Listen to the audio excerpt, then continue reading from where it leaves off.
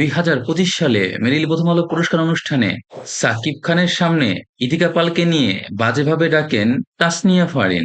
চলুন দেখে আসি তিনি কি বলেছিলেন। ভাইয়া বলছিলাম যে আপনি তো এখন অনেক সিনেমা করছেন, আমার একটা সিনেমা আসছে কোরবানি ঈদে, একটু মানে ইধিকা টিধিকা তো আছে, মানে ইধিকা টিধিকা তো আছে, মানে ইধিকা টিধিকা তো আছে। 2025 সালে মেরিল প্রথম আলো পুরস্কার বেশ জমজমাটভাবে আয়োজন করা হয়েছিল।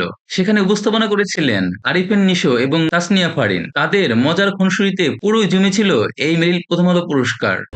কিন্তু তোমার নামে কিন্তু অনেক উল্টাপাল্টা শোনা যায় যে তুমি ঘরের ভিতরে খুব স্বৈরাচার। কে বলছে কথা কাটতে লাগলো তারে?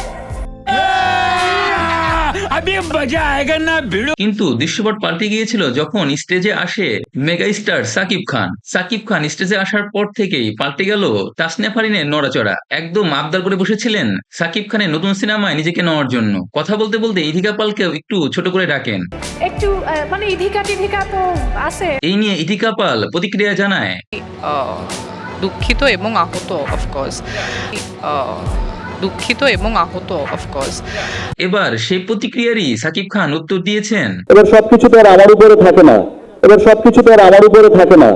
দর্শক তোমাদের ভিডিওটি কেমন লাগলো আমাদেরকে জানাও এবং চ্যানেলটি সাবস্ক্রাইব করে পাশেই থাকো। খুব দ্রুত নতুন কোনো কন্টেন্ট নিয়ে তোমাদের সামনে হাজির হব।